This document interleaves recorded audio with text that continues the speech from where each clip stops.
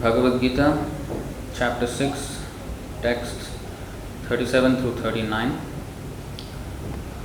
37. Arjuna uvacha ayati shraddhayopeto yogachalitamanasah aprapya yoga samsiddhim kam gatim Krishna gacchati. Arjuna uvacha. Arjuna said, Ayati, the unsuccessful transcendentalist, Shraddhaya, with faith, Upetah, engaged, Yogat, from the mystic link, Chalita, deviated, Manasah, who has such a mind, Aprapya, failing to attain, Yoga Samsiddhim, the highest perfection in mysticism, Kam, which, Gatim, destination, Krishna, O Krishna, Gacchati, achieves. Translation and purport by His Divine Grace A.C. Bhaktivedanta Swami Srila Prabhupada Ki Jai. Translation. Arjuna said, O Krishna, what is the destination of the unsuccessful transcendentalist who in the beginning takes to the process of self-realization with faith, but who later desists due to worldly mindedness and thus does not attain perfection in mysticism? Please repeat. Arjuna said, O Krishna, what is the destination of the unsuccessful transcendentalist who in the beginning takes to the process of self-realization with faith, but who later desists due to worldly mindedness and thus does not attain perfection in mysticism? Purport. The path of self-realization or mysticism is described in the Bhagavad Gita. The basic principle of self-realization is knowledge that the living entity is not this material body, but that he is different from it, and that his happiness is in eternal life, bliss, and knowledge. These are transcendental beyond both body and mind. Self-realization is sought by the path of knowledge, by the path of the eightfold system, or by bhakti yoga. In Sanskrit, they are called either jnana, karma, jnana, yoga, or bhakti. In each of these processes, one has to realize the constitutional position of the living entity, his relationship with God, and the activities whereby he can re-establish the lost link and achieve the highest perfectional stage of Krishna consciousness. Following any of the above mentioned three methods, one is sure to reach the supreme goal sooner or later. This was asserted by the Lord in the second chapter. Even a little endeavor on the transcendental path offers a great hope for deliverance. Out of these three methods, the path of bhakti yoga is especially suitable for this age because it is the most direct method of God realization. To be doubly assured, Arjuna is asking Lord Krishna to confirm his former statement. One may sincerely accept the path of self-realization, but the process of cultivation of knowledge and the practice of the eightfold yoga system are generally very difficult for this age. This age means we are talking about Kali Yuga. Therefore, despite constant endeavor, one may fail for many reasons. First of all, one may not be sufficiently serious about following the process. This is the primary reason why people fall down, not serious about the whole process. First of all, they do not understand the seriousness and the emergency. They think it is to be taken something lightly, as I said many times, as a side dish in life, not the main course. Optional chutney. So if we treat Krishna consciousness like a chutney business, then it will not work. It is actually the main activity of our life. Human life is meant for only self-realization and nothing else. The work, the family, these are all incidental. But now these have become the focus of life, and self-realization is not even in the back seat, out of the window. To pursue the transcendental path is more or less to declare war on the illusory energy. Consequently, whenever a person tries to escape the clutches of the illusory energy, she tries to defeat the practitioner by various allurements. A conditioned soul is already allured by the modes of material energy, and there is every chance of being allured again, even while performing transcendental disciplines. This is called yoga chalita manasaha, deviation from the transcendental path. Arjuna is inquisitive to know the results of deviation from the path of self-realization.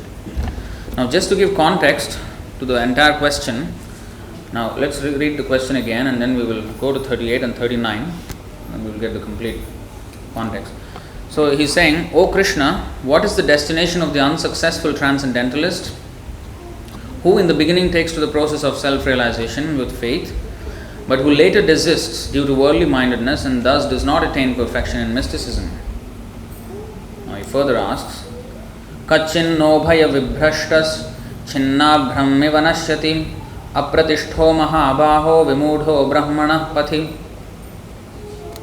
O mighty armed Krishna, does not such a man who is bewildered from the path of transcendence fall away from both spiritual and material success and perish like a riven cloud with no position in any sphere?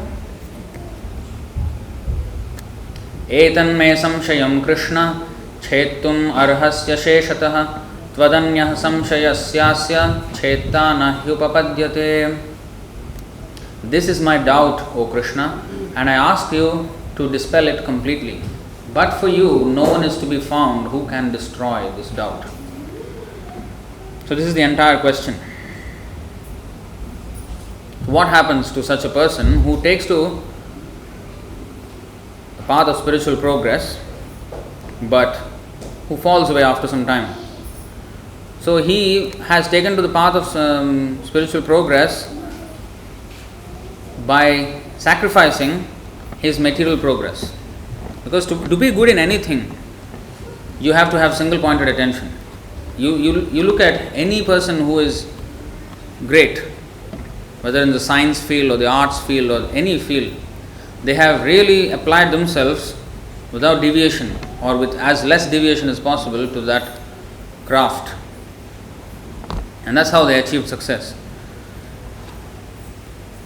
Nowadays they want to talk about work-life balance and all areas of life balance. Whoever balances, he will be maybe happy, but he will not be known as a genius or something like that. So,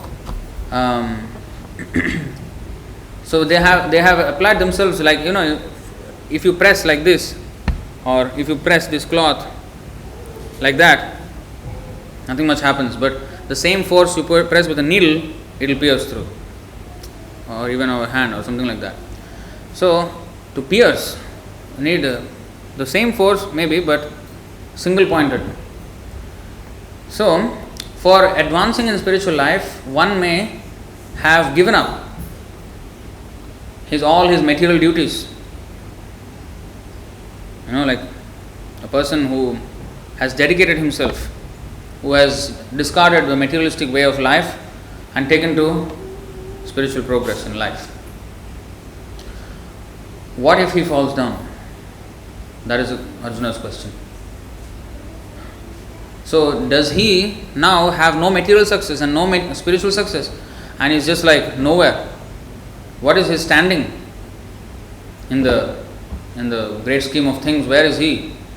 What are his whereabouts in the map of spiritual advancement or even material advancement? Where is he?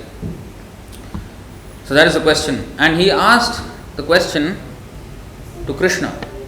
And he said this, but for you, no one can dispel this doubt.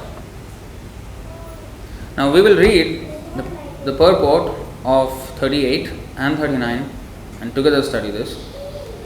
So 38. O mighty armed Krishna, does not such a man who is bewildered from the path of transcendence fall away from both spiritual and material success and perish like a riven cloud with no position in any sphere? Purport. There are two ways to progress. Those who are materialists have no interest in transcendence. Two kinds of progresses. Those who are materialists have no interest in transcendence. Therefore, they are more interested in material advancement by economic development or in promotion to the higher planets by appropriate work. When one takes to the path of transcendence, one has to cease all material activities and sacrifice all forms of so-called material happiness, whether in this world or in the heavenly planets or whatever. If the aspiring transcendentalist fails, then he apparently loses both ways. Because he hasn't applied himself in material life for so long. So there he has lost relevance, and in spiritual life he has fallen away. He has no standing. Where is he? So, in other words, he can enjoy neither material happiness nor spiritual success. He has no position. He is like a riven cloud. A cloud in the sky sometimes deviates from a small cloud and joins a big one. But if it cannot join a big one, then it is blown away by the wind and becomes a non-entity in the vast sky. The Brahmana Pathi is the path of transcendental realization through knowing oneself to be spiritual in a sense. What is transcendental? What is this Brahmana Pathi? Pathi means path. In fact, the English word path comes from the word Pathi or Pantha. Pantha means also path. So, there's a derivation from Sanskrit only. Brahmana Pathi is the path of transcendental realization through knowing oneself to be spiritual in essence. That means we are not material. We are not a product of a few chemicals. Some enzymes and all came together and we became this person that we are. No, we are not. Because if that is the case, if a person dies, then the enzymes can be injected and the person will be back to life. It doesn't happen. It's foolish to conclude that we are just a product of some tissues and some liquids or some gases. We are not. So, we are spiritual in essence. We are occupying this body. This body is made of tissues, whatever. But we are not. Just like when we are sitting in the car may be made of metal, plastic, but we are not made of metal and plastic. We are just occupying the car and driving it. Similarly, this body is compared in the Bhagavad Gita like a yantra rudhanima. It's a machine. We are driving on it. So, first thing about Brahmana Pathi is to understand that we are spiritual in essence, not material. Part and parcel of the Supreme Lord. It means our relationship is with the Supreme Lord. Now our relationship is with our family, with our friends, with our enemies. Enmity is also a relationship, by the way. It's a relationship. So, in this way we are related to our nationality, to our species, to our gender. So, this is not, so if we understand that we are none of these, then our relationships also we must change now. Because I can't continue if I am understanding that I am the soul, I am not the body. Oh, because of body, this is so-called wife, this is so-called children, this is so-called parents.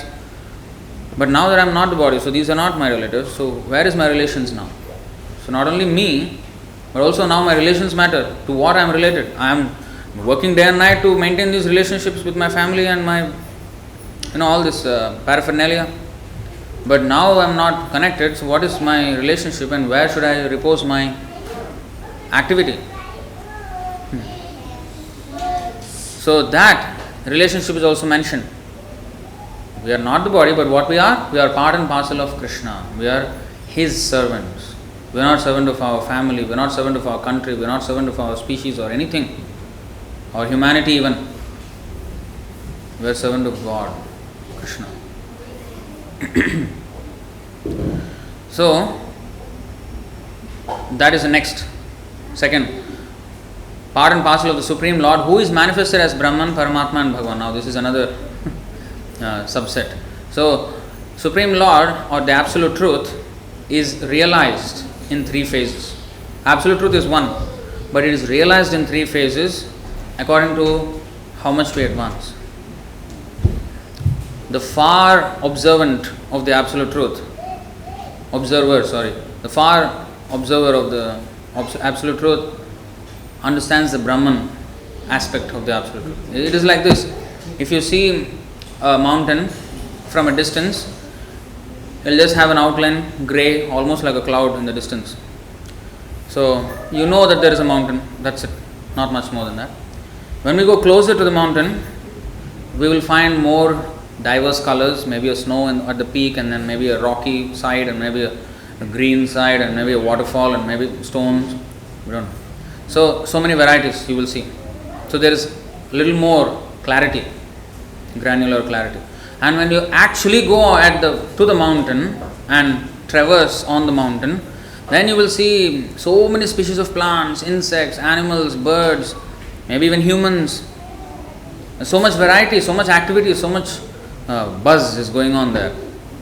It's full of, but when you see from the distance, it's just a stationary thing, almost irrelevant to you. Now when you are there, everything is relevant. Now, if an insect moves, you have to be careful. Now from the far, it doesn't matter what happens there, whether tiger is there or leopard is there, it doesn't matter, snake is there. Once you are in there, then you are there, and you have to be concerned with everything. So 3 stages of realization. So how closely you know that thing. So similarly, absolute truth is one, just like the mountain is one, but understood in 3 phases according to our distance. Not physical distance, spiritual distance. How advanced we are in our spiritual path. This Brahmana Pati, this path. How far away are we from the goal? So the beginning realization is Brahman, where we understand that God is all pervading, energy, the light. Some people say universe. So this is a vague understanding of God. Then the second stage is Paramatma. Brahma, Paramatma. Paramatma is that he is situated in everyone's heart. He is not actually that far away, that vague. He is actually a person sitting in everyone's heart and witnessing everything that we are doing, and rewarding us or punishing us according to our actions, and waiting when we will turn back to him. He is like a kind father and a very well-wishing friend. We have relinquished him, but he has not relinquished us. He is always accompanying us. So, and he is seeing when this person will turn to me. And in the meantime, we are busy enjoying this material world, and he is sitting as a Paramatma in the heart not only of the human, but also of the animals, the birds, the snakes, the reptiles, even the plants and trees.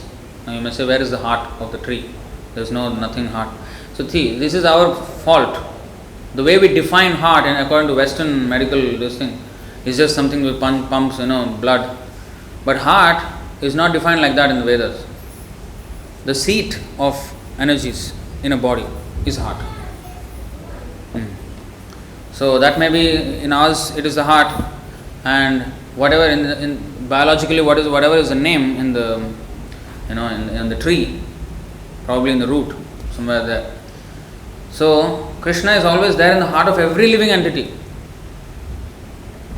So that is Paramatma, second stage of realization. And then finally Bhagavan, which is the ultimate understanding of the absolute truth. The ultimate understanding, where we realize that the absolute truth is actually a person, a singular person, with likes and dislikes and everything that we have, but spiritual likes, dislikes, everything. He has every attribute that we have and every attribute that we do not even have. Otherwise, he is not the absolute truth. Aham sarvasya prabhavo. Bhagavad Gita defines the absolute truth as the origin of everything. Janmadhyasya yataha. Vedanta Sutra also says. He is the origin of everything. That means whatever we have, he is the origin. That means he also must have what we have. How can the origin not have what we have? That means we have something which God does not have. How can we have something more than God? No, we can't. So whatever we have, he also has. In fact, from him only we have derived. Just like father has certain habits or some mannerisms, and sometimes child gets that. What do they call it? Not inheritance. Yeah, genetics, the jhalak, is it? Is that what they call it in Hindi? Jhalak? Yeah, it's the mannerism kind of. So you will say, hey, your father also does that, or your mother also does that, or his smile is like the mother or the father, something like this. So we have derived our qualities from our parents. Similarly, God, He says, Sarva yonishu kaunteya sambhavanti murteya ja tasam brahma mahadyoni raham bija pradah pita. I am the father of everyone. So we also have the traits from our Supreme Father Krishna. So whatever we have, we can rest assured that it is there in Krishna.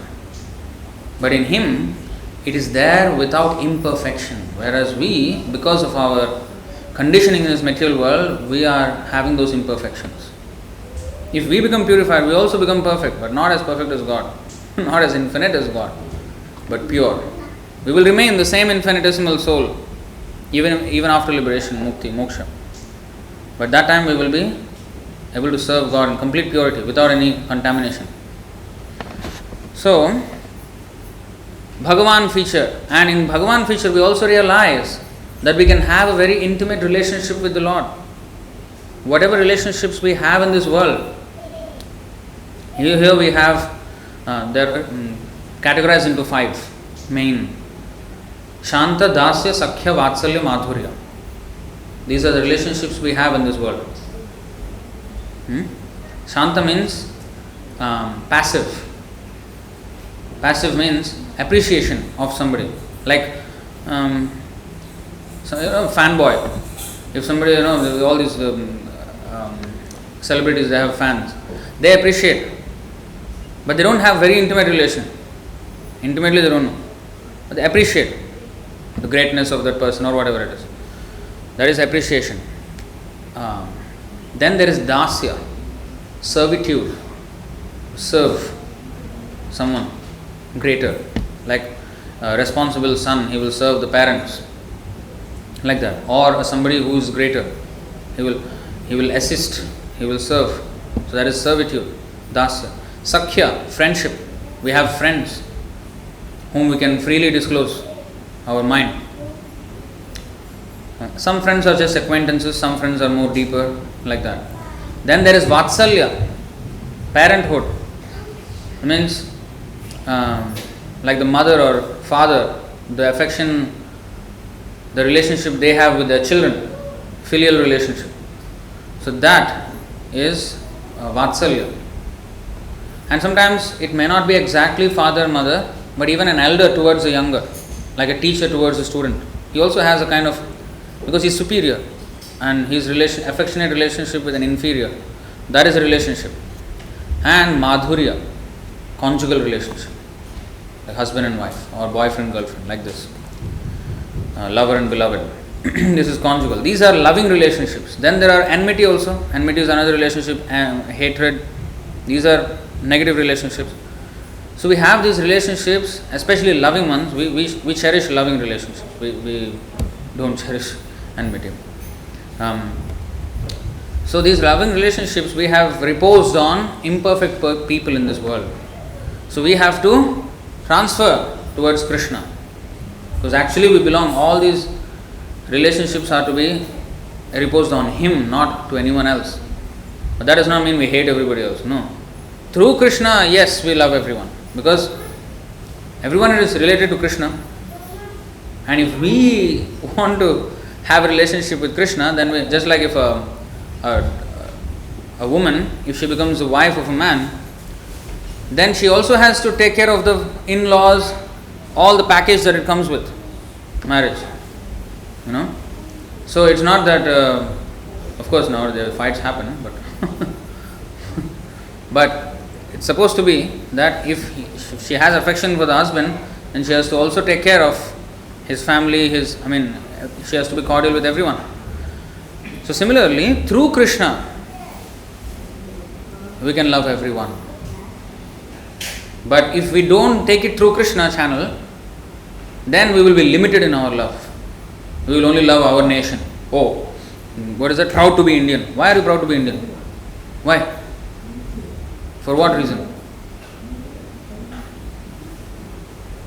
So this is, and Pakistan is proud of to be Pakistan, and then Israel, Palestine, these fightings will go on. America, Russia, or America, China, whatever. These things will go on as long as we are not Krishna conscious. That's why the Vedic aphorism Vasudhaiva Kutumbakam, it is loosely used nowadays. Oh, if one family, on what basis are we one family? Huh? We check the DNA, we are not one family. So on what basis are we one family? Spiritual DNA, yes. Because Krishna said, I am the father, yes, now it makes sense that we are all one family. It is not just an idea, it's a fact that we are one family. But we are fighting like cats and dogs because we don't know that we are part of one family. That's why nations and nations they clash, or people and people they clash, races they clash, black lives matter or white lives matter. Life is not black, first of all. Don't make life black or white. Life is not black or white. It is the color of the skin only. And we are not the body. So if you understand this, these stupid movements won't exist. Discrimination won't exist. Or fighting against discrimination won't exist. Movements and counter movements and clashes and counter clashes, these will all not exist. These are a complete waste of time because they don't have spiritual knowledge. So this is proper understanding of who we are, Brahmana Pati. And it has implications in our daily life also. The whole world can be peaceful if we follow this, Brahmana Pati. So real help means to help in this way, that educate people, enlighten them. Not simply open schools where atheism is taught, where in the school there is knowledge about God. Science, as if the scientists created the world. No. So, schools, opening schools, they say, they think it is a noble deed. But honestly, people are becoming atheists because of the school. Those who are these big professors, doctors, too puffed up. Ego is beyond the sky. They think there is no God. God is for the weak-hearted. For intelligent man, there is no need of God. Rascal. Who gave him the intelligence? Who gave him the tongue with which he is speaking that there is no God is given by God? What nonsense is he speaking? If you think mother and father did the tongue, they have no idea how to make the tongue. Who made the tongue? How can we say it is an accident? Evolution. Evolution is the theory of evolution is based on atheism. Why? Because if we evolve from ignorant matter slowly and then now we are coming to serious intelligence, that means they are saying that the source of everything is ignorance. Whereas Bhagavatam says, first verse, Abhijnaha, he is cognizant of everything. He knows everything. That means the source of everything actually is a source of complete knowledge. It is from the status of complete knowledge that everything is coming, not from the status of ignorance. Everybody is, praising Elon Musk. Shooting satellites to space, spacecraft to space and bringing them back and landing. They should not, right? Why they should praise him? If just a rocket he is making and people are praising him, now millions of planets they are moving in the space, which are basically like huge rockets, with full atmospheres. There is no intelligence behind this. If one small rocket requires so much intelligence of thousands of scientists, planets are moving millions of them, there is no intelligence. Only a rascal will come up with this kind of theory. The way all atheists are rascals, and modern education is teaching these things. So, Brahmana Pati. So the real thing is to understand spiritually. Science means that the so-called science we are learning, that is not science. Science, the word science means to know. To know. We cannot know if we take God out of the picture. We will never know that. How everything is created. Now even if the scientists one day come with a solid answer how the universe was created. Anyway, we have the answer. We already have the answer. We know solidly how the universe was created. Bhagavad Gita, Bhagavatam, full detailed description, vivid description is there how universe came into existence. Now, on their side, if they ever reach the conclusion of exactly how the universe came, they still, of course, they can never know because they don't know God, they don't accept Him. They still will not be able to understand why it was created. There must be a reason for any creation, right? It is not out of accident if things became created. Like there is a Big Bang. Big Bang means some explosion happened and thing came into existence. So even if you say it is Big Bang that started, an intelligent investigator, you should invest who put the bomb there. If any terrorist attack happens, somebody goes off, immediately the investigation is who put the bomb. Check all the CCTV and everything. So, why don't we investigate then? Which idiot will think and say the bomb just came out of existence and blasted by itself? No. If he says like that, he is an idiot. So, that's why Krishna is not my words. These words are Krishna is saying Mudha, Vimudha, rascal, fool. Krishna is using these words. So, Brahmana Pathi means to understand the absolute truth and understand everything in context in relation with the absolute truth. So, a person who understands the importance of this path, he will understand that it is futile to chase material aspirations. Even if I want to say become big singer, and even if I become that big singer, and may have millions, billions followers, one day death will come and I am ripped of everything. And next, I may become a donkey braying and everybody will kick me. You never know. It's all finished. The thing is antavat. Why should we invest time, energy, emotions, money, our very life in something which will not give us a return? What kind of investment program is that? You want to invest in a lucrative program, a lucrative scheme, right? We want returns, ROI. Where is the ROI in any material aspiration? There is zero. Zero. Mrityu sarva haraschaham, Krishna says. As Krishna says, I come as death and take everything away from you in 1 second. Hiranyakashipu was the classic materialist. Asuravarya. His son Prahlad Maharaj, he said, he called him not a father, of course he called him father also, but in one shloka he said, O Asuravarya, O greatest of the demons. He referred to his father like that, he called him. Why? He was first class demon, zero faith in God, and think that he is the classic, controller of everything. In fact, he was the controller. So much so that if he raises his eyebrow in anger, the devatas run out of fear of him. They hide somewhere. That powerful he was. So, what happened? Shilatankana khalaya. Finish. One moment was enough for Narasimhadev to just tear open his stone-like chest. Even thunderbolt could not pierce his body. But with just nails, not even the beginning of the hand yet, not even beginning of the fingers, nails only. Haven't even laid a proper hand also. Nails just ripped open. And in fact, he did not even need to come. He can kill him in any way. But he came for Prahlad, that's another matter. But the thing is, Mrityu Sarvaharasham, whatever he has acquired, all the power was gone in a single second. So why? Why should we waste time? So this is when we have knowledge, then our convictions will change.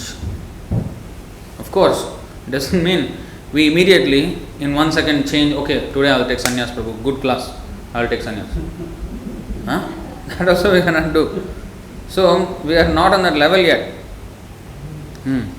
So we are waking up now. When you are sleeping and somebody wakes you up, hey, This is not reality. You are dreaming. Wake up.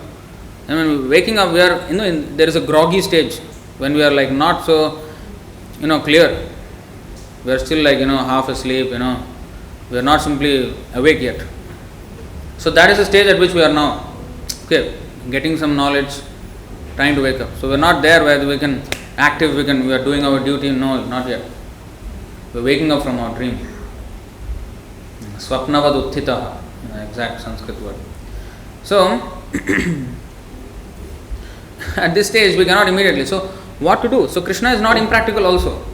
He did not say that give up everything and immediately take sannyas and go, finish.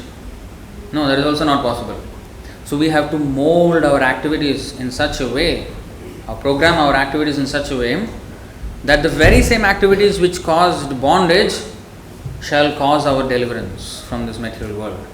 And the example today morning also we were discussing is Chikitsitam, this verse in the Srimad Bhagavatam. Narad Muni is saying this. Amayo yascha bhutanam jayate yena suvrata tadeva hyamayam dravyam napunati chikitsitam.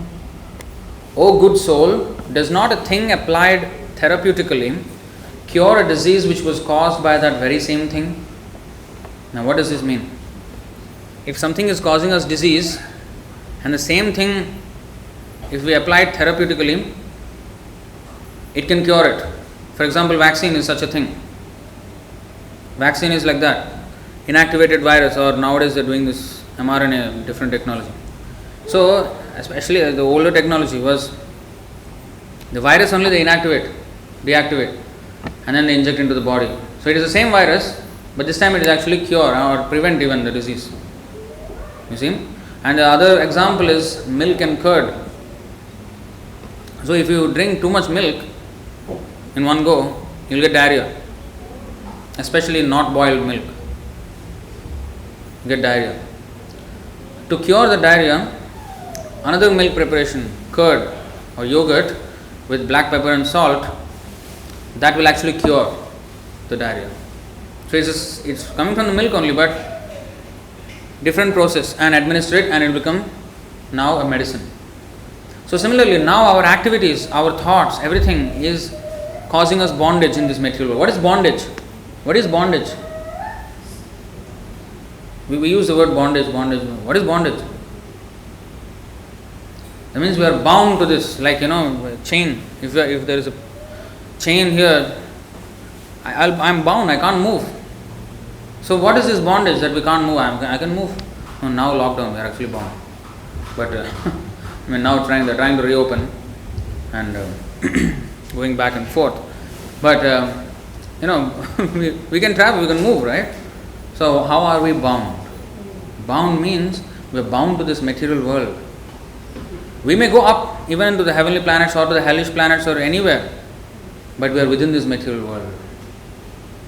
And we are bound not only to this material world, but to our desires, our, like for example family, that is a bondage. We are bound to this material world, chained actually. But you won't find actually a physical chain. It's a very subtle chain that we are bound.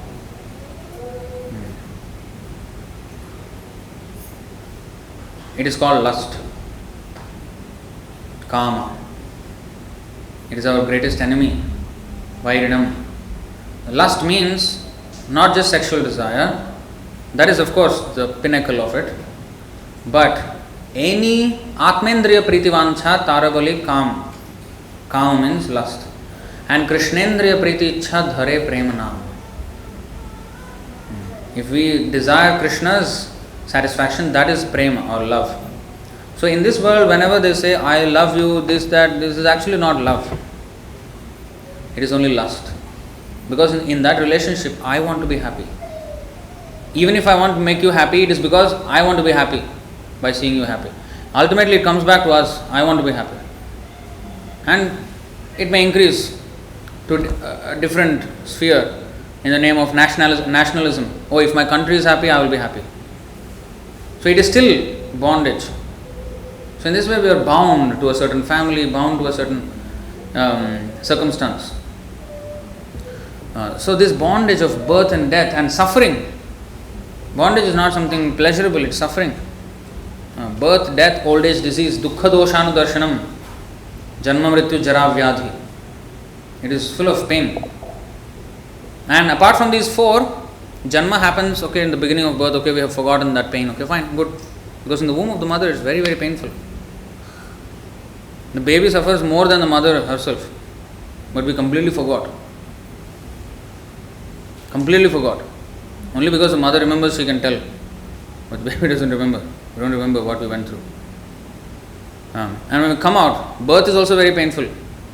Now you may say, okay, four sufferings, so one is finished, okay, only three. So death will come one day. So basically I don't need to think about it because it will come one day. But two only. Old age disease. Old age will come, when later on, when I'm 60, 70, that time. So for now, that is also not there. Disease, I'll take care of my disease, I'll work out and I'll mitigate all my suffering. No. Now this pandemic situation has taught us something about disease, a little lesson. Now, apart from these four, there are others. If we think that these are few and far between, four only, okay, fine, I can deal with that. Then between them there fill in the blanks, there is another. Tapatraya. Sufferings of three kinds. Sufferings caused by myself, adhyatmic. I do something stupid and I suffer my own consequence. That is adhyatmic. Like sometimes we bite our own tongue. Who is to be blamed? We get angry, but who is the fault? Who is at fault? We are at fault. So this is a small example of adhyatmic misery. Then there is adhibhautik suffering. Suffering caused by others. Either human beings in the form of maybe terrorists, maybe some thief, maybe some murderer or whatever. Or it can even be as small as an insect which bites and gives us malaria or dengue or something like this. It can be anything. So this is adhibhautik. We are doing a thing but somebody is coming and disturbing. Either it can be neighbor or it can be a colleague or it can be the boss, it can be anybody. And then the third one is adhidaivik, given by the demigods, the devatas, who control much bigger issues of the universal management like the water. Now weather forecast and all these things are there. Clouds, evaporation from the water, by the sun and all this. But these are actually governed by demigods. The sun is also governed by a demigod who is on the sun planet, who is the king of the sun planet. His name is also given Vivasvan. And similarly Indra and Vayu.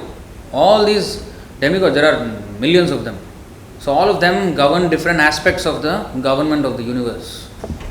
So sometimes these natural calamities that happen, they are called adhidaivik miseries.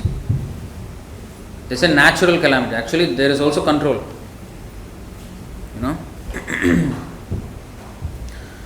So, but just that we don't know that kind of government exists. Just like a dog in Singapore or a cat, he has zero idea that there is a Prime Minister of Singapore.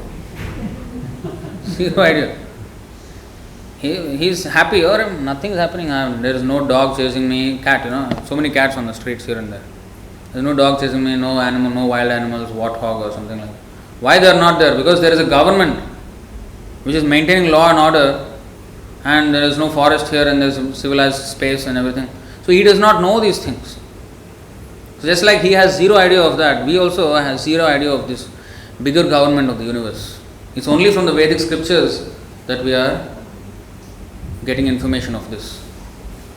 Vedic scriptures are not some man who wrote them. Krishna himself wrote as Vyasadeva, who is the incarnation of Krishna. He wrote.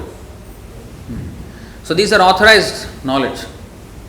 So Brahmana Pathi means to understand all these things in context and apply ourselves in that way.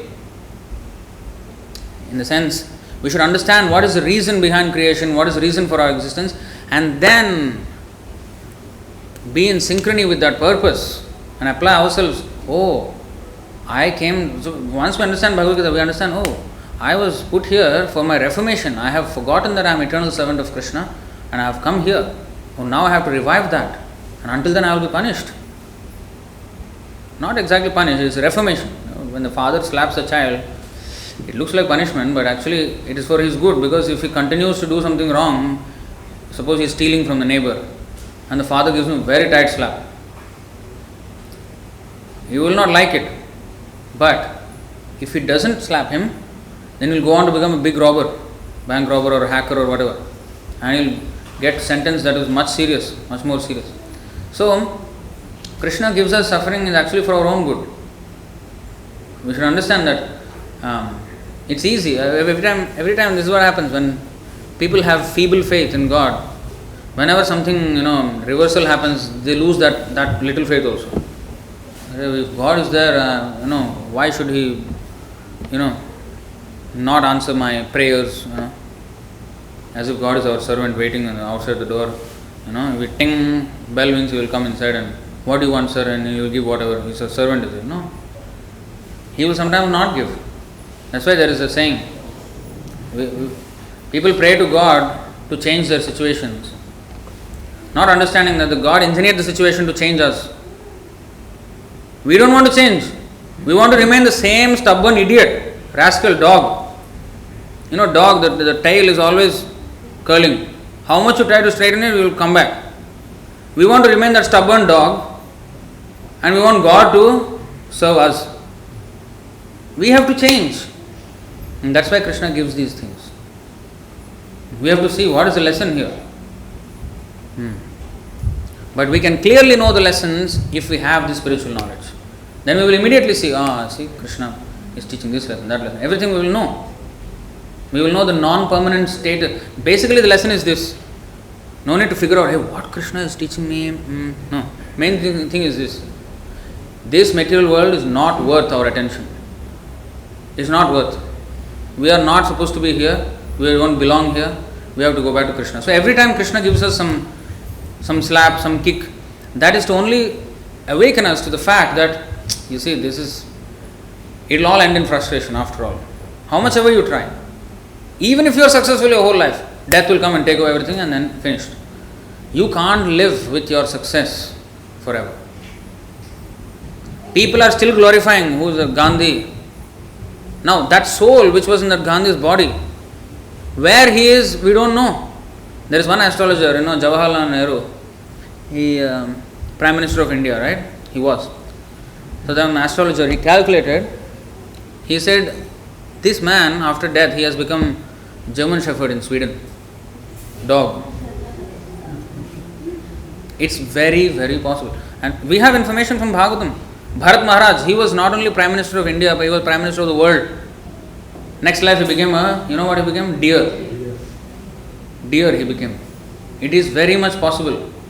So people may still say, Jawaharlal Nehru, Children's Day, in India, Children's Day, Jawaharlal Nehru's birthday, 14 November. Children's Day. People are still celebrating his glories or whatever they want to talk about him. But he is suffering as a dog, and the dog also died. Now he's maybe in another body, maybe pig or whatever, we don't know. So, it is a myth. What is the value of somebody glorifying us here and we are suffering in hell somewhere? It doesn't make any sense. So, everything is going to end in frustration. That is a lesson we have to learn here in this world. So, we have to get detached from it. Not worth our attention. That's the beginning of Brahmana Pati. That's why first thing Krishna said to Arjuna, you are not the body, you are the soul. Next verse he said, you tolerate whatever happiness or distress that you get. Tolerate. So, with the conviction in this process, a person may take to it with full determination. Having understood that, yes, I think this is the only thing I should really be doing in life. This is how I should be spending my life. Now, if one has taken like that, and he falls away, what will happen to him? Materially, he has lost all taste. Now, spiritually, he has no standing now because he fell away from there. So, what will happen to him? So, Arjuna's question was this. So, Krishna actually answers in subsequent verses from 40 all the way through 44 or 45 in fact.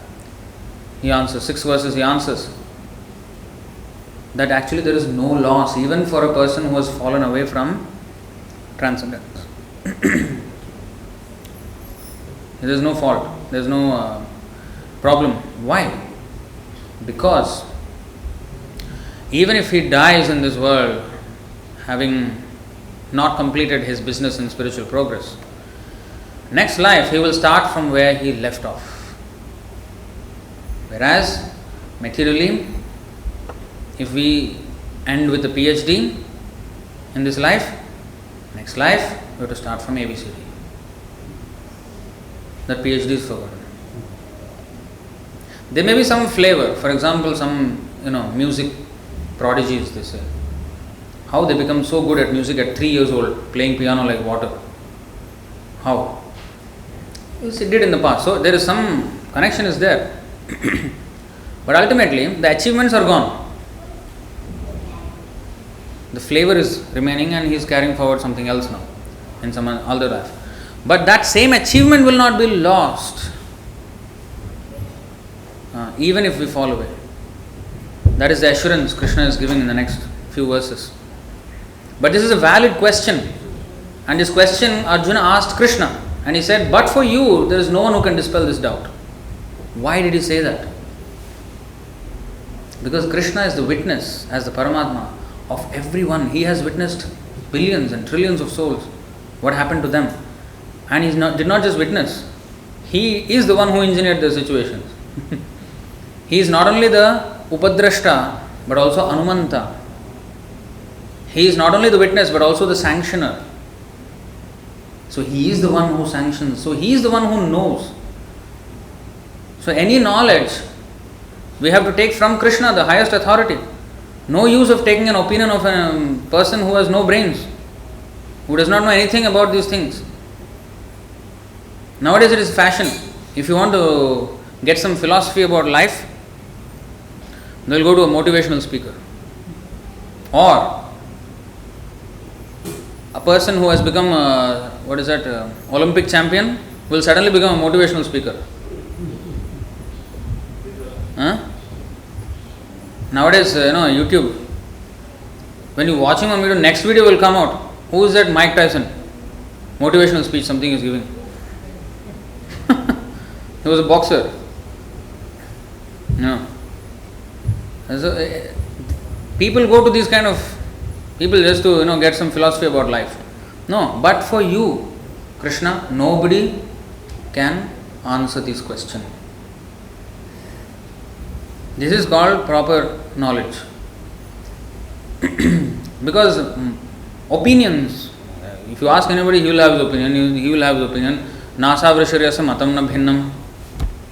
That means everybody will have their own philosophy. This idea of democracy, that majority opinion, that is the prevailing truth. That is bogus. If majority of them are fools, what is the use of their opinion? Collective opinion. The consensus of fools is not a fact. So this democracy, that is the problem with democracy. They will see a video, not only in elections, we are talking about everything. Video, you see the number of likes, number of dislikes, number of comments, and number of reviews of a product. We are judging by the majority opinion of people. We are programmed to think like that in a democratic way, as if the opinion of the majority matters. But if you understand really what is the situation of this world is a prison house. So we are all prisoners. The majority of prisoners, if they vote for something, that is not a very credible thing actually, because it's prisoners who are voting for it. So we have to take from a person who is enlightened. Therefore, there was no democracy previously. The ruler was not elected by votes, because the people do not know what is good for them. If a leader today comes and says, you vote for me, I will take away all the sinful activities in this kingdom, so we can all become pure and become God conscious. I will ban meat eating. I will ban meat. I will ban intoxication. No liquor, no cigarette, no coffee, no chocolate. All have caffeine, by the way. These are all. The tea also is an intoxicant, however small. No more meat, no more intoxication will be there, and no more gambling. Casino closed, and the what is the horse racing closed. Toto, all this 4D closed. Okay, and no illicit sex. Prostitutes all will be banned, and even within marriage only for procreation. These, if the rules are put, and please vote for me, I will get exactly 0. Exactly. Maybe a few people who are devotees. Self vote. I will vote for myself. So, because people do not know actually that this is good for them. So, just like if you go to a school, who will appoint the teachers? The students? Students don't appoint the teacher. They don't know anything. They are coming there to learn. Management, school management and the Ministry of Education, they are the ones. An authority appoints them. Not some, fools, children who don't know anything. Of course, the children will appoint that teacher who will always allow them to play and not give them any homework. But that is not good for them. So, people are like that. People are like children. They need to be guided. And therefore, there is a system of Varnashram. Brahmana, Kshatriya, Vaishya, Shudra. Majority are Shudras. So, they don't know all these things. They need to be helped. That's why there has to be a class of society called Brahmana who enlighten the others. But this was misused in India and made into a useless caste system of discrimination, and the whole thing is abolished. Now the Brahmanas are not getting any seats in any colleges. And they deserve it. They deserve it. Because they are the ones who did not give any seat when the rest of the society was needed in spiritual realization. So anyway, that's another topic. But this is the thing. So our society, we have to have a brain so that everybody can be led to spiritual advancement. Everybody should be occupied and employed. Everybody must be busy in their duties. And at the same time, they should make spiritual advancement. The problem with today's society, world, is that economic development is taken as the index of advancement. How much is the GDP? What is the net growth? All in financial terms. All focus is there on financial growth only. There is no assessment on the spiritual advancement of people at all. There is no program even. It's an optional program. Religion is something optional. You have it or don't have it. In fact, it is a problem to deal with, but anyway, we are dealing with it. Remnants of the past, never mind. But minimize it as much as possible. Don't highlight it. School, just don't even mention about it in the textbooks. So that people slowly, generation by generation, they forget everything. Then we will have equality, where there will be no fights between this religion and that religion, and we will have this complete peace. Forget it. Yes, religion is abused. That's another thing. It's not that religion has to be abolished. Just because the system is abused, it does not mean it is bad. It has to be used properly. A gun is a weapon. In the hands of the police, it is apt. Police should have his gun. Otherwise, what kind of police is he? But if another person has a gun, he can be a danger. But if a police has a gun, that is protection for society. Same gun has not changed. But in whose hand it is, that has changed. And therefore, the result has changed. The effect has changed. So, the system has to be properly used. So, anyway, the brain has to be there, the Brahmanas. And they have to teach. Taking compassion upon everyone, they have to teach. They have to set up systems, frameworks on how a civilization has to be conducted. So that everybody does not fall. And even if he falls, he can be picked up. And they can have their livelihood. And they can attain the goal of their life also. Livelihood is not life. People are chasing livelihood and thinking that this is life. That's a livelihood. You are maintaining your life with that work. But what is your life worth maintaining for? That we have not, we have not come to a conclusion about that. So that has to be concluded. We are doing our livelihood to maintain our life for what? Like if I maintain my car, for what? Because I want to travel, I want to do this, get this done, get this done. So if we are going to maintain our life with this, our livelihood, what is our life meant for? And if we don't have a direction on that, then we are going to be befooled in our endeavors for perfection.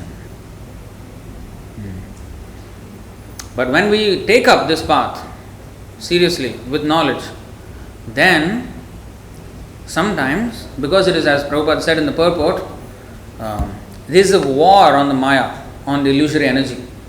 It is a war, declaration of war. Because illusion, Maya, will always tempt us in the other way. Why you may think, why Maya is like this? Why can't everything be favorable to our, going back to God? It is actually favorable. Maya is favorable. Because she doesn't want anybody to go and disturb Krishna with our material desire. So she will make sure that every last trace of material desire is completely gone from our hearts. Until then, if a little bit desire is there, she will attack that and then poke at it until we realize that actually that's not what we should be doing. She will teach us a lesson. She will test us at every step. She will test us. And that test is good for us.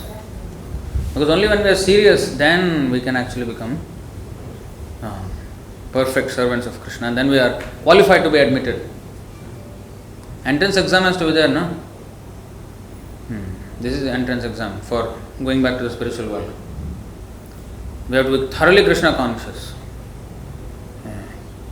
So sometimes, in the course of the Maya's beating, some people may fall, and many actually fall. Few attain. But even those who fall, there is no danger for them. As it is said in the later verses, whatever, even if he has halfway stopped it, next life he will take birth in a family of transcendentalists, a place where spiritual culture is automatically there. Like for example, why some people are born in places like North Korea? You may say, oh, that's so bad luck, they have. But why are they born there? Where there is very, very little chance of becoming God conscious, almost nil. That means their past was like that, atheistic. Now, if you think North Korea is bad, animal life is worse. Animals are just put on the conveyor belt and the throats are slit open in the slaughterhouses. At least those birds and animals that are eaten by people. Just imagine for a second if that happens to humans who are just, with machines they are just put and then slit and then what is that? North Korea is nothing compared to what the animals are going through. So if that much suffering we are giving, why we will not get suffering? We will be complete. Everything is recorded. Nothing is ever unwitnessed. Because Sarvatokshi Shiromukham, the eyes Krishna has eyes everywhere. Nobody can escape the witness of Krishna. So, we will have to pay for it. So, these things we have to realize why some people are born with a disadvantage. Whether it's physical or whether it's mental or whether it's social disadvantage, whether it's spiritual disadvantage. Ultimately, spiritual disadvantage is what matters. Socially, everything. It's all actually spiritual in different phases of it. So, why? And why are some people born in an advantage? And to be very honest, Indian birth is very, very, very fortunate birth. Because it is actually Punya Bhumi. All the holy places, when Ramchandra came, he came on that surface of India. And Krishna, when he came to Mathura. Ram came to Ayodhya. So many holy places are there, and so many acharyas have come there, and temples are everywhere. So culture, even an atheist, maybe his friend's name is Krishna. And you say, hey Krishna, come here. So even by that way he is chanting the name of Krishna. If your name is Mr. Brown, for example, What is the piety in chanting that name? Brown. Nothing. Mr. Musk. What is a piety? No, nothing. But just by chanting the name of Krishna, even if it is not referring to Krishna, Helanamva, the word is used in Sanskrit, Helanamva, even neglectfully we chant the name of God, it is full benefit we will get. There is a nice story in the Narasimha Purana. In a previous Kali Yuga, every Kali Yuga this happens. So in a previous Kali Yuga, there was a Muslim man. And what he did, he was attacked by a wild boar. And for them it is haram. Pig is haram. So when the boar was attacking him, he was chanting haram, haram, haram, and he was trying to escape, but he was chanting haram, haram. And he got killed by the boar, and he went back to Vaikuntha.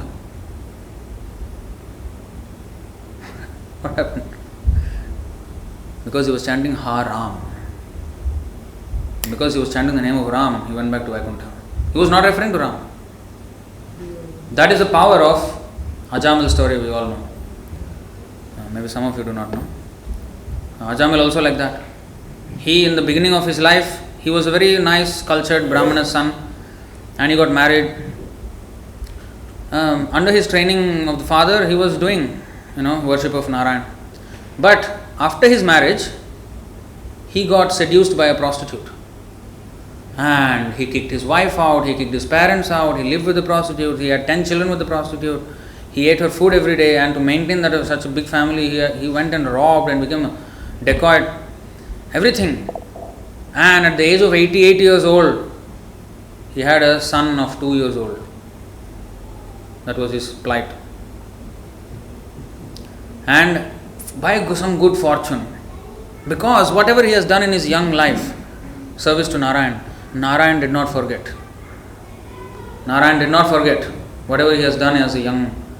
So even though he went into such a bad life, somehow or other he gave him the intelligence to name his youngest 2-year-old son as Narayana. Prostitute, everything, but his son was Narayana, name. And because he was very affectionate to his son, because small children are, there is affection.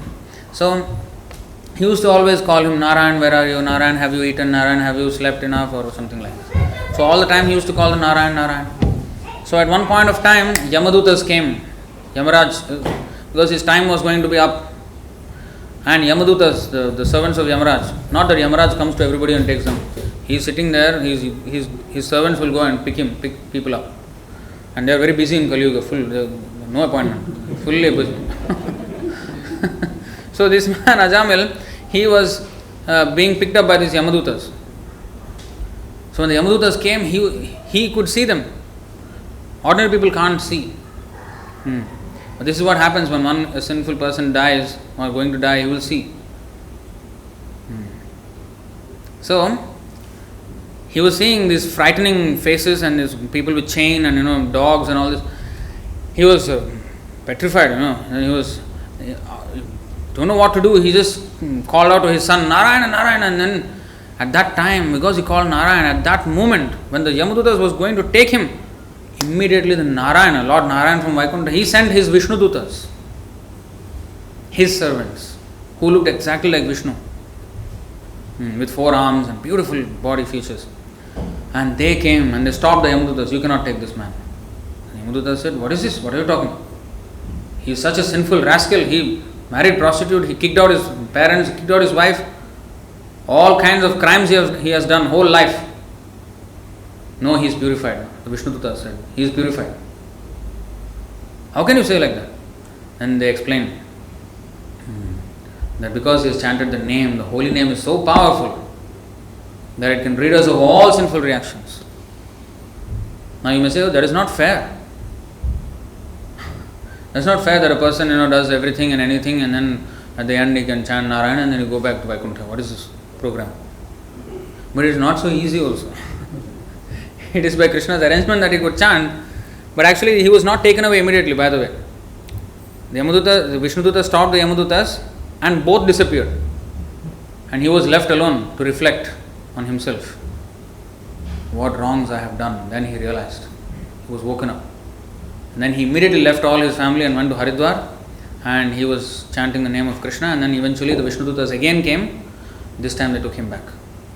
So the thing is, to get that opportunity to chant the name of Narayan is not so easy.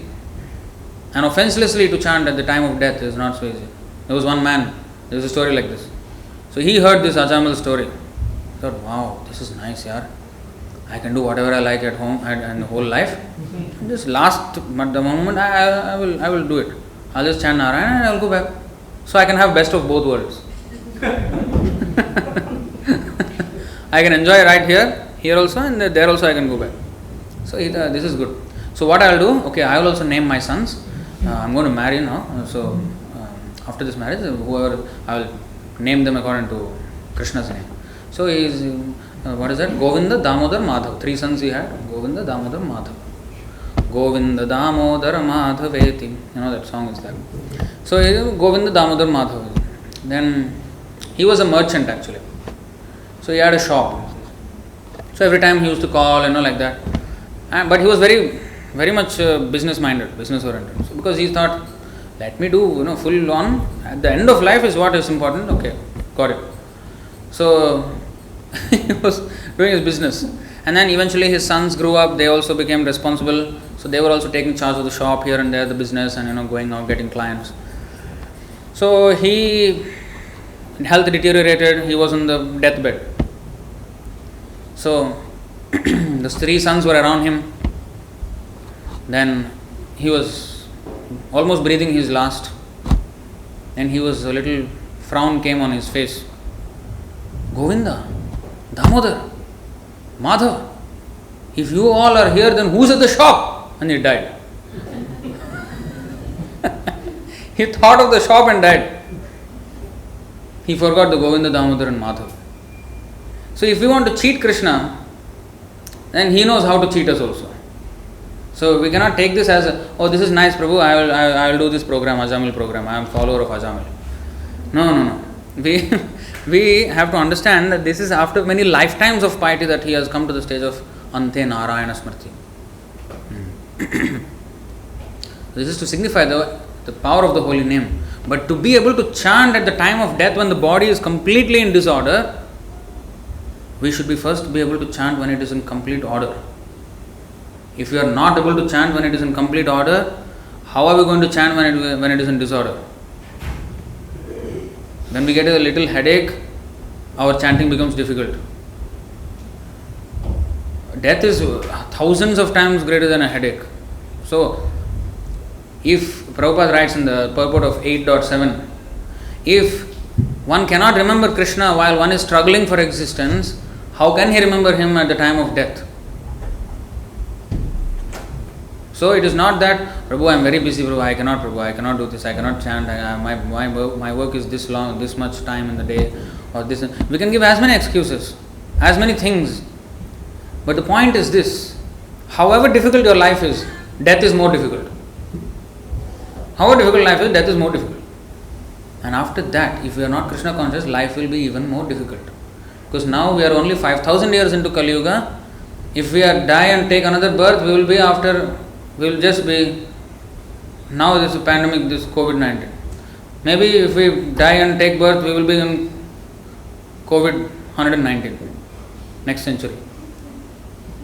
That time we will be in another pandemic. That may happen. So we don't know what else will happen. The world is going to become only a worse place in this Kali Yuga, especially. So it is not worth. So we should be serious to stop this here. Yes, it is good. Even if you fall away, yes, you can come back. Actually, in one more purport, Prabhupada says like this. There are 2 types of coming back after falling away. One coming back is as in this Bhagavad Gita it is mentioned, where next life he will start from where he stopped. But the other one is actually even more mercy of the Lord. It's when it happens in this life itself. How? Yasyaham anugrahanami harishyetad dhanam shanai. Suppose we are distracted from spiritual life. Suppose we came to Krishna in the beginning with, maybe our no money or some business problems or this, that. And we came to Krishna and suddenly business boomed. Arey wow, this is good. Thank you, Krishna. See you. Gone. So we are embroiled in the business. So what Krishna does? Oh, I have given him a little bit and you forgot me? Okay, then I can take it also. Harishye tad dhanam shanai. He will take away everything. You see? And that is actually greater blessing. Shri Bhagavan Uvacha Yasyaham anugrahanami harishye tad dhanam shanai tato adhanam tyajantyasya svajana dukkha dukkhitam. The personality of Godhead said, if I especially favor someone, I gradually deprive him of his wealth. Not that we go to God to get wealth. Marwadi Prabhu is here. Businessman. He's coming here and his business boomed actually. But here he is saying, if I especially favor someone, I gradually deprive him of his wealth. I will take away his wealth. Tomorrow you want to come or not, you decide.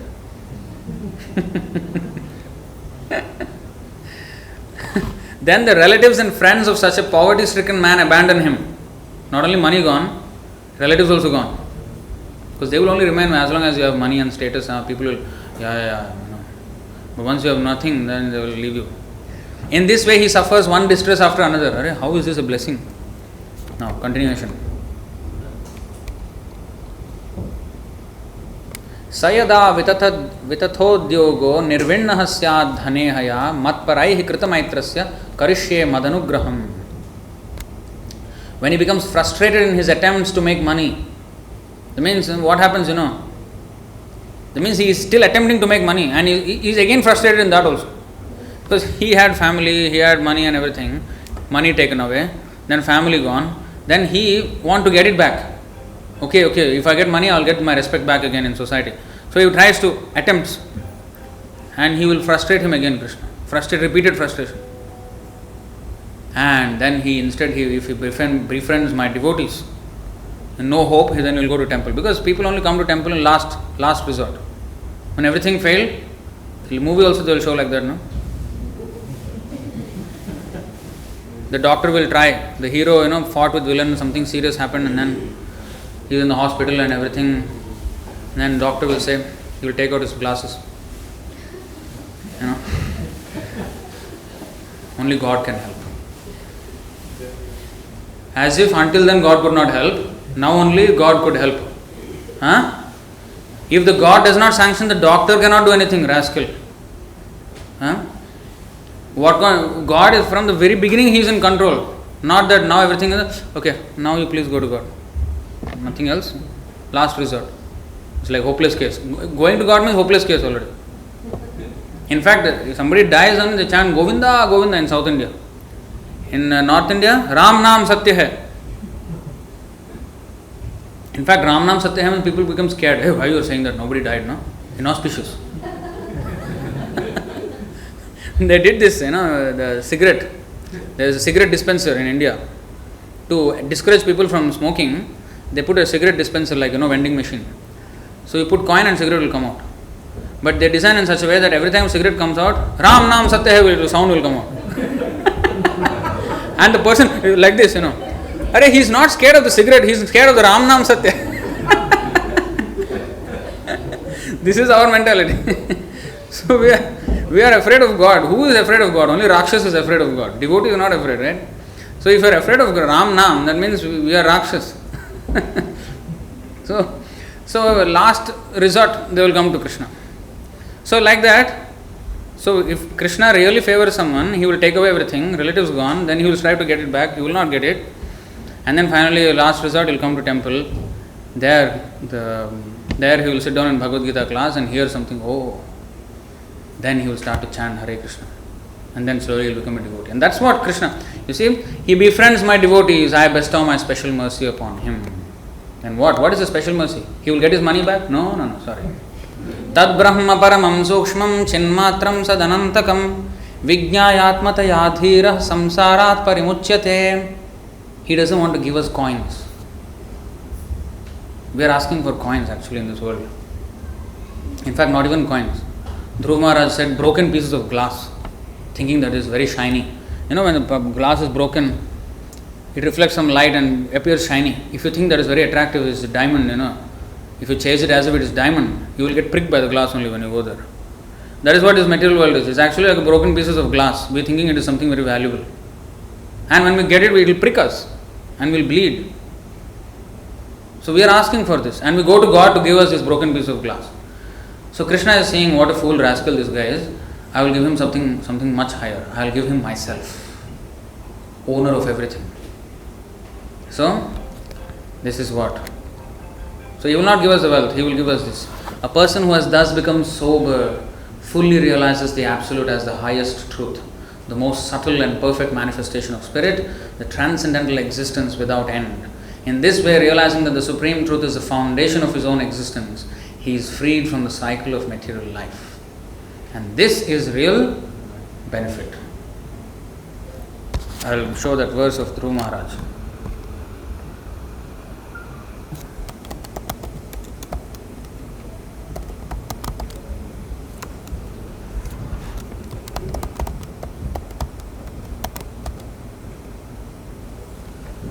This is number 22 for you. Oh, I thought so, but okay.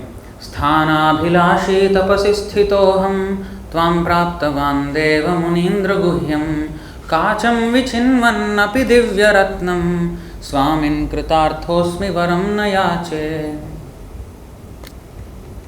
So Dhruva Maharaj, long story but I'll tell you short. He basically wanted to become greater than Brahma because he was frustrated in his. He was a 5-year-old boy, by the way. He was not a grown-up man. No? 5-year-old boy. He was insulted by his stepmother and he left home and he went to the forest because his mother said, go to the forest and you can get Vishnu because Vishnu can fulfill anything. So he said, where is Vishnu? Usually sages, they go to the forest to find him. He immediately left to the forest, 5-year-old boy.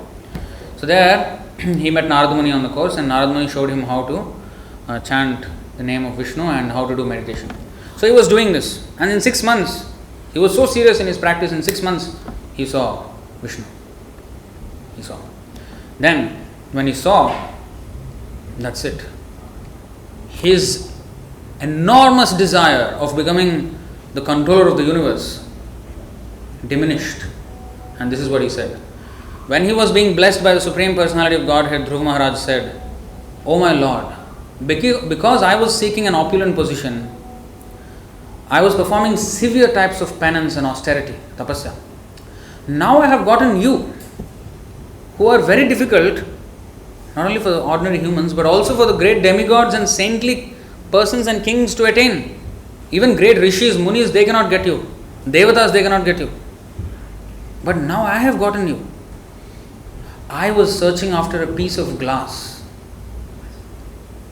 with reference to his, becoming topmost person in the universe. But instead I have found a most valuable jewel. Therefore I am so satisfied that I do not wish to ask any benediction from you. I don't want anything from you. I just want you." So that is what Krishna wants to give. So even if we go to Krishna asking for some material thing, he will not let us fall down. Immediately it may look a little bit, discouraging, but actually he will never let us fall down. You see here, 5:19:27. Satyam dishatyarthitam arthito nirnam naivarthado yat punararthita yatah swayam vidhatte bhajatam anichhatam ichhapidhanam nijapada pallavam. The Supreme Personality of Godhead fulfills the material desires of a devotee who approaches him with such motives. He does fulfill. But he does not bestow benedictions upon the devotee that will cause him to demand more benedictions again. However, the Lord willingly gives the devotee shelter at his own lotus feet, even though such a person does not aspire for it. And that shelter satisfies all his desires. That is the Supreme Personality of Godhead's special mercy. This is how he eventually takes us in his fold. We fall away because of not having enough conviction. So of course, as Krishna said next life or in this way, wealth gone and everything. But there is a much easier way to go to Krishna without falling. How to protect ourselves from fall down? That is another related question. Now, what happens to a fallen person? Now, that's why actually two other verses before we go to that related question. You see, Krishna says something interesting. Api chedasi papebhyah sarvebhyah papakrittamah sarvam jnanaplavenaiva vrijinam santarishyasi. Even if you are considered to be the most sinful of all sinners, when you are situated in the boat of transcendental knowledge, you will be able to cross over the ocean of miseries. So, however sinful a person may be, it doesn't matter. If he takes to this knowledge of Krishna consciousness, of Bhagavad Gita, Srimad Bhagavatam, in the association of devotees, then he can also cross this ocean of material misery.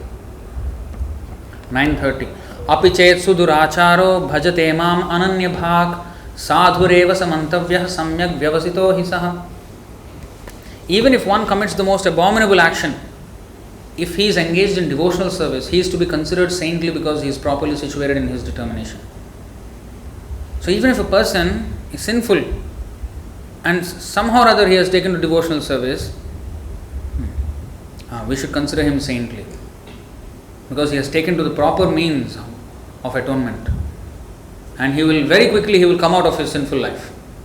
Not because, hey, how come he's chanting Hare Krishna and he's doing this and doing that, and what is this?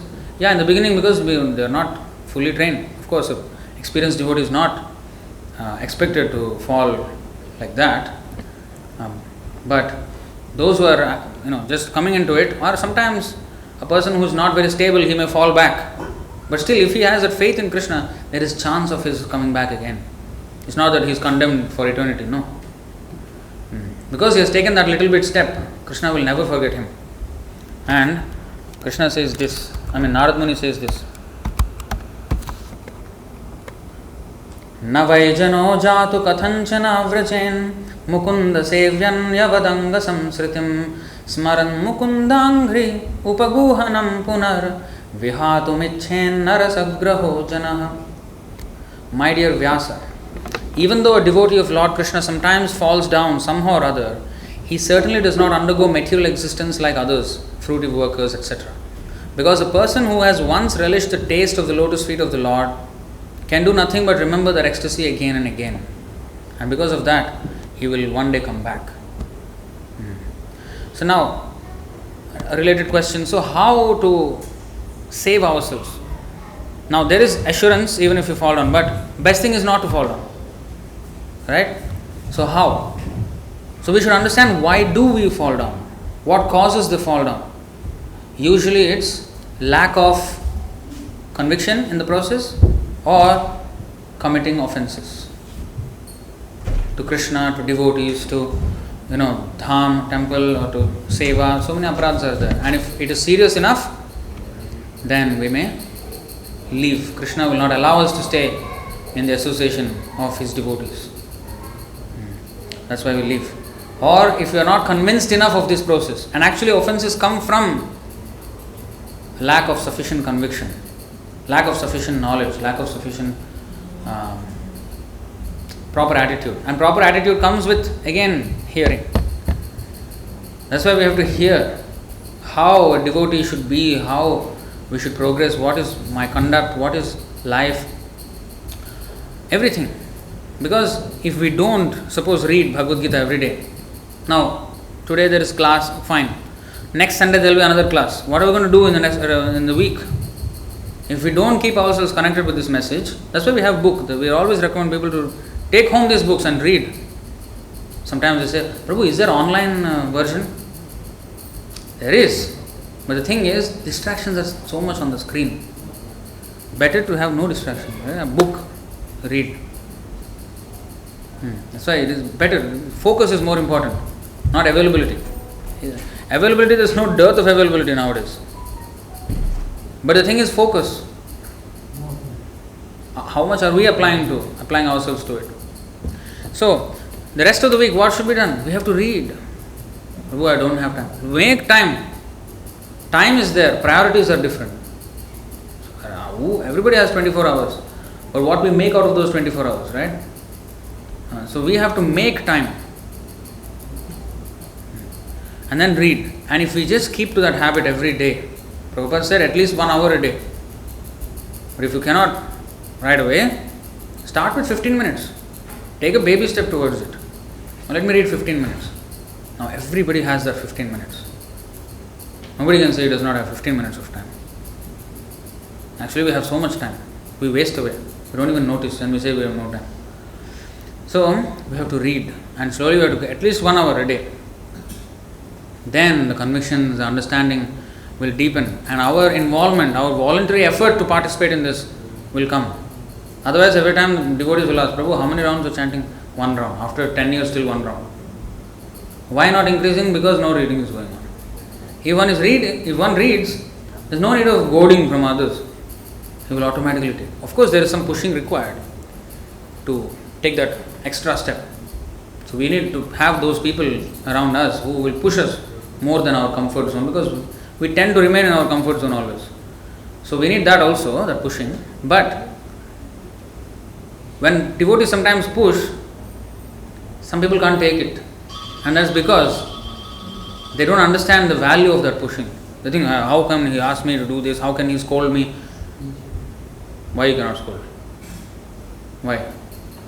I'm so good that I have done nothing wrong, I cannot be chastised, is it? Or I cannot be corrected. Why? I'm so good, I'm perfect. Why that ego? So only when we realize that actually we are complete rascals, then the humility will set in. We have to accept, first of all, we are rascals. For trillions of years we have gone away from Krishna, we are great Vidwan, is it? Great, sadhus here. No. They say every saint has a past and every thief has a future. If we are sitting here, we have come from past which is not very glorious. Nothing to be proud of. So we have to accept that, yes, I am a rascal. If you see all the Vaishnava songs or even the shlokas of how Vaishnavas pray to God, pray to Krishna, say, I am the most fallen. Who is that? Krishnadas Kaviraj Goswami, he says, Purishera Kito Hoy Moise Laghishta. I am worse than the worm which is in the stool. The worm in the stool is better than me. And then it's not lip service, it's actually they feel like this. When that humility sets in, then we will be receptive to the message in the proper way. Humility is the first thing, it is the basis of character, it is the basis of all learning. If there is no humility, we think we know everything. If we have reached the top, that means the next is only fall down. After that, there is nothing more to go and fall down. So that is what follows. So if you only understand that I have much more to go, then only we will keep climbing. If we think that we have climbed, I am at the top, okay, now fall down. So pride goes before fall. So regular hearing is the antidote to fall down. Nowadays, I don't know, all the topics are coming back to this hearing. Bhagavad Gita, Chaitanya Charitamrita, today Bhagavatam, this and also. Hearing is very, very important. Regular reading of Bhagavad Gita. So please, if you don't have the book, please take the book. If you have the book, please open it. Don't keep it covered if you have a book. Keep covered in yellow silk cloth. Respect, respect, so cover it. And that is basically saying, shut up Krishna, I don't want to hear you. Book is there for what then? So open it and read. Let Krishna speak to you through the book, Bhagavad Gita. It is for everyone. So it is actually disrespect. If you okay, it is good to, if you want to keep it in yellow cloth, but please open every day and read. If you don't and keep it like that and then put in the puja room, do arati, useless, I'm telling you. Worshipping Bhagavad Gita means reading it. Okay, I'll stop it here. It's quite late, so I think prasadam, right? Yeah. So there's no arati now. Please proceed upstairs. Prasadam. Hare Krishna, Bhagavad Gita ki jai, Srila Prabhupada ki jai, Nitai Gaur Premanande.